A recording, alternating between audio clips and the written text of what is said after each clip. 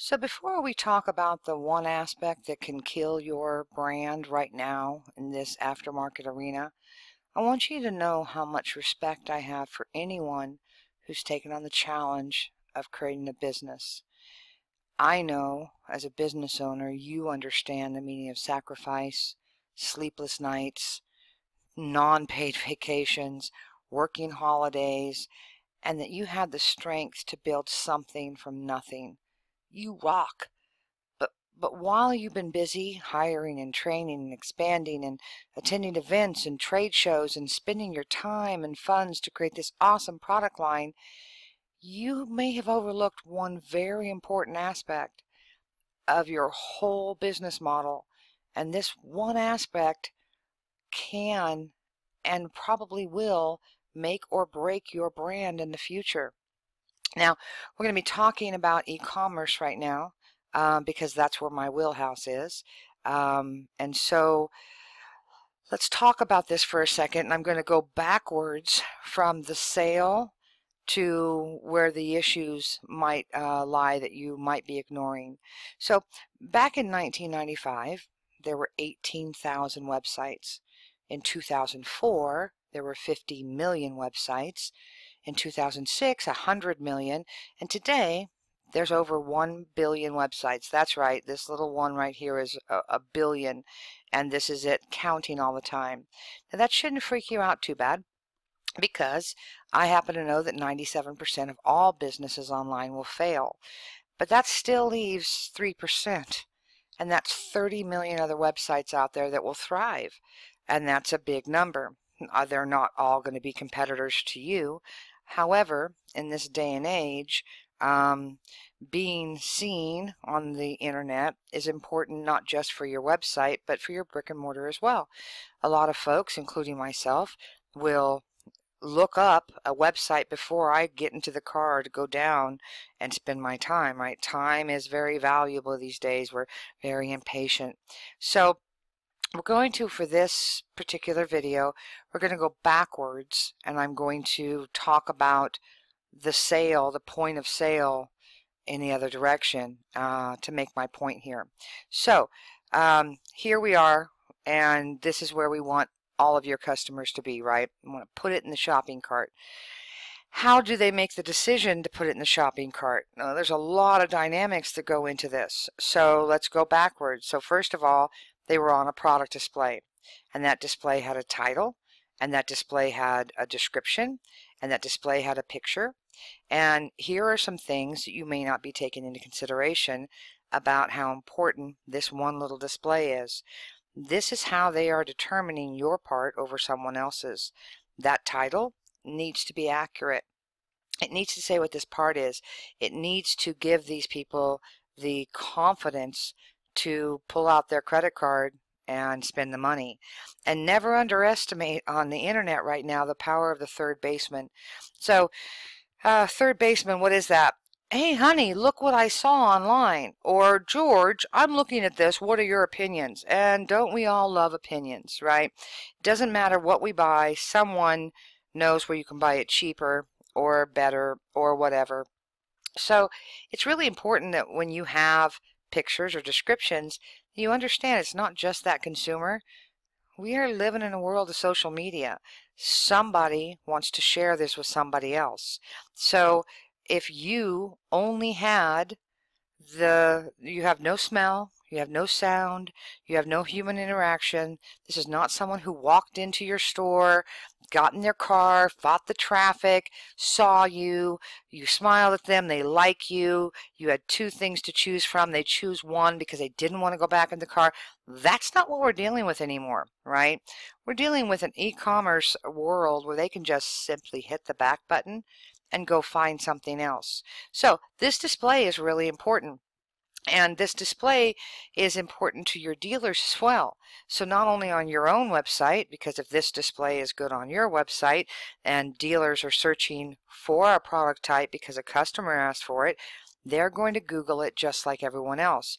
The higher you are up on that first page of Google, the more dealers find you, and they will offer their customers yours. So there's a lot of dynamics that go into making sure this is a good environment to show off your product, right? The same way, let's go over here, right? People say their images aren't important. Do not allow spammy site. Not gonna. So if you were shopping for something, and you had a choice of the before and after picture, which one are you going to pick, right? This is just the same with your parts, right? You're going to pick a really bad image, no image at all. I wouldn't, and neither do the customers. If you found this on a website, right? You have no picture, you have no description, you have a title, and they want you to spend $65.95. That's not a lot of money. You know, not a ton of money for a part. However, that might be a great price. That might be $20, $30 less than someone else. Would you buy this? Of course you wouldn't. Who in their right mind would?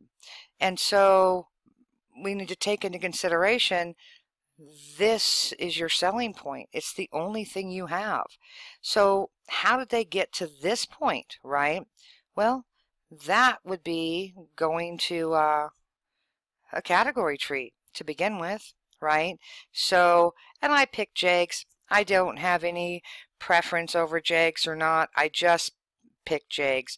So let's talk about your category tree. One of the biggest issues I have, believe it or not, when I'm cleaning data for your parts is your category trees, because I am looking at it from the aspect of it going on someone's website, your dealers in particular, and how those customers, those visitors to their websites are going to find your parts to begin with. Forrester says you have 3 seconds when a customer hits your site, and if they don't think they're going to find what they're looking for, they just hit the back button. And I want to show you a few things about your category trees. So I took a couple samples of some data that I had over and the different types of category trees that were on those, right? And so let's talk about the first one here. That's nice and clean. Oh, that's good. But useless, right? This is more of a primary category, and primary categories are fine, but that's really not going to get them to get to their products to begin with, or down to your products. And let me show you what I'm talking about there. Let's go into this here, right? Cams and valve trains. And again, sorry that I picked this one, but let's just pick one. So I'm a consumer, right? And camshafts. Oh, let's see. What am I going to buy? What am I going to buy? Oh, awesome. I have 162 more pages to go through to see if I can find the product that I'm looking for. Yeah, that's not going to happen. Never, ever, ever, right? And so, but this is a primary category. So how do we get them to be able to find something quicker? Is either we do some secondary categories, or like JEGS and a lot of the other companies do, they'll start letting you filter, right? Filter by certain aspects of the product you're looking for, right? These aspects were given to these guys on their data load sheets, right? But if you don't have these, you definitely need to have a subcategory, right, to get them down further on this. Otherwise, they're just going to leave. Are you going to check 162 pages of products on the website? No.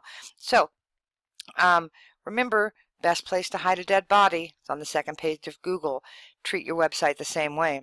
When you have 27 pages of a product, you best have either filters, and that is again on your data sheets, or you better have some subcategories and tertiary categories to help them get further down.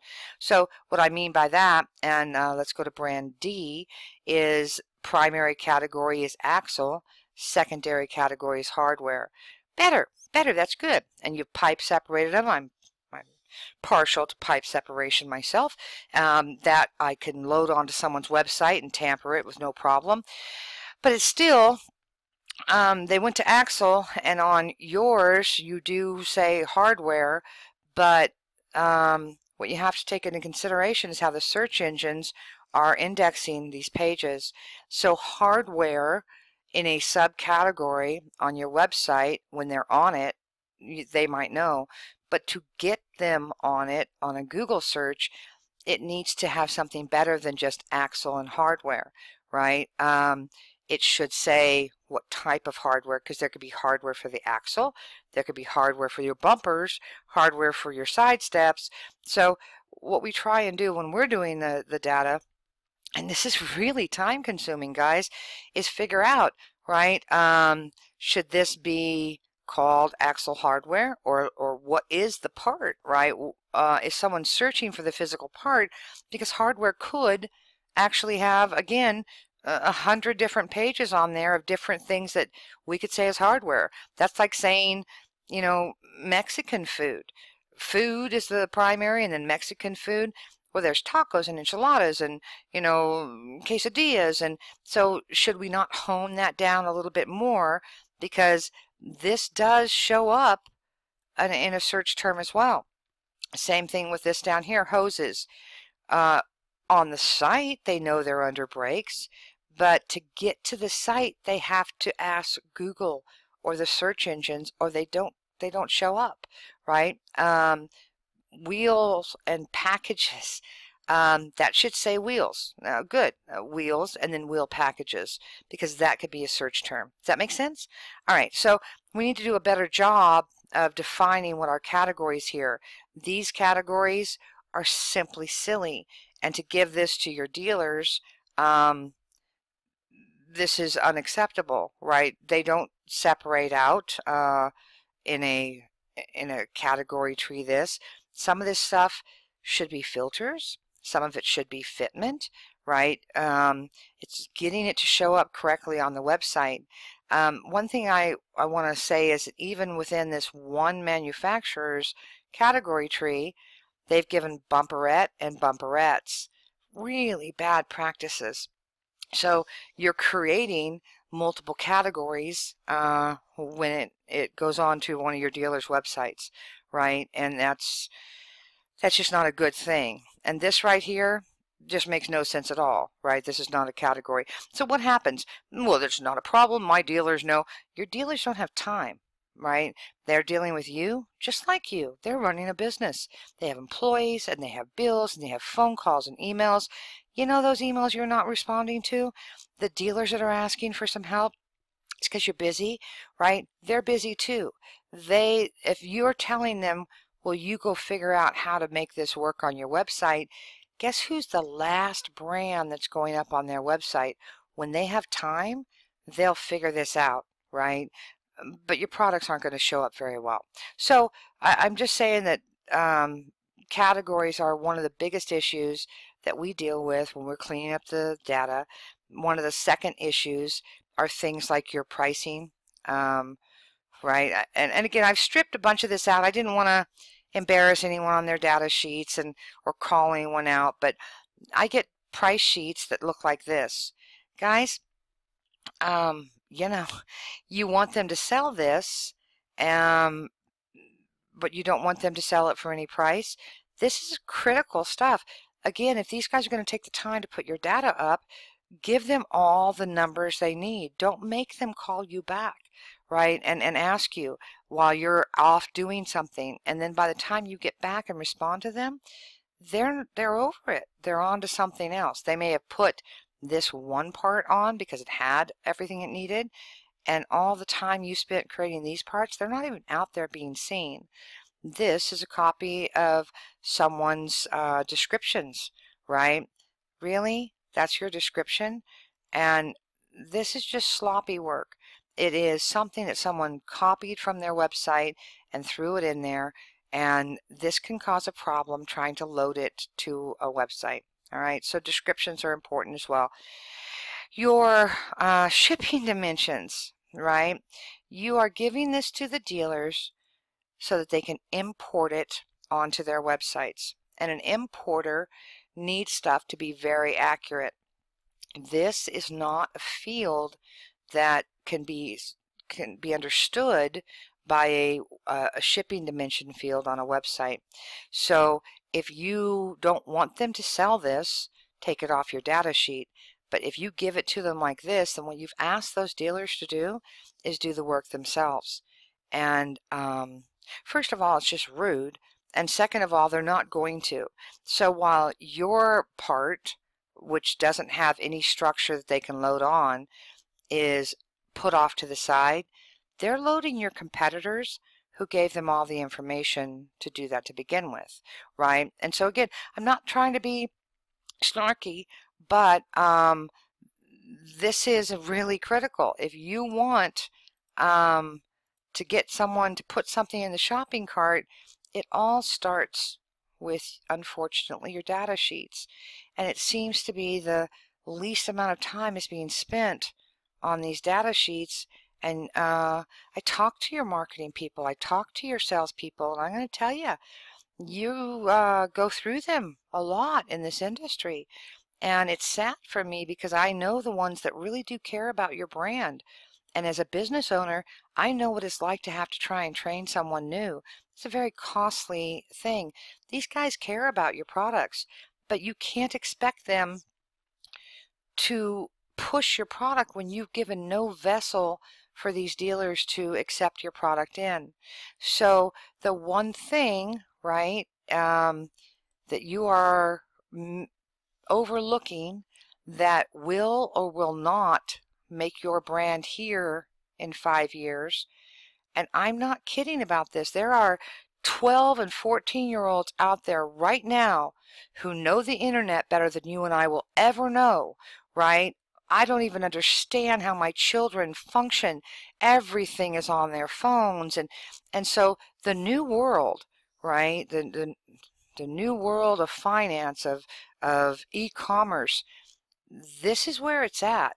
And if you don't play by these rules, no matter how long you've been in business or how many people are behind you and respect your brand, they unfortunately will die of old age, and these new people will be coming in. They're coming in right now, and they're depending on the search engines and the social media outlets to let them know what's good. This is unacceptable. This can all be straightened out though through your data. Yeah, it sucks. It's horrible. But guys, that's what we're doing for these people out here. When you guys tell me you're Fitment, right? I have an FJ Cruiser. Do you know how many times I get that it's 2006? It's not. It wasn't created till 2007, and it ended in 2014. We take all your data and we make sure that when you say this is a year, make, and model, that year, make, and model actually exists. We will do all the hard work for you. We want you to be successful because we want the dealers to be successful. And I hope that this video made sense. And the reason I didn't say data to begin with is, oddly enough, maybe you guys are burnt out on it. Maybe you've had the word data shoved down your throat so much that you can't stand it. And I get it, right? I get it. But when I call you guys to ask you for your data to put on one of your dealers' websites, do you know how many times I get asked, my what? Your data. What do you mean? Right? Your price sheet, something. I have to kind of play 20 questions with a lot of people when I call. It's data, guys, and it's how e-commerce is run. And I want you all to be successful, and we want to help you. But your data needs to be clean. Otherwise, your marketing and salespeople, your dealers that you spend time with at the events, they will not or cannot help you promote your product. And if they can't do that on the internet, then you're going to have a lot of no sales. So anyway, I hope that wasn't too brutal. If you want to call and talk, asapnetwork.org. You don't have to get your data cleaned by us, but you need to get your data cleaned by someone, because when your data is not clean, I know I'm not putting it on sites. I know other web developers aren't putting it on sites, and I know that dealers aren't putting it on the sites. So let someone help you keep your brand successful. All right, awesome. Again, Amanda Wickett, asapnetwork.org.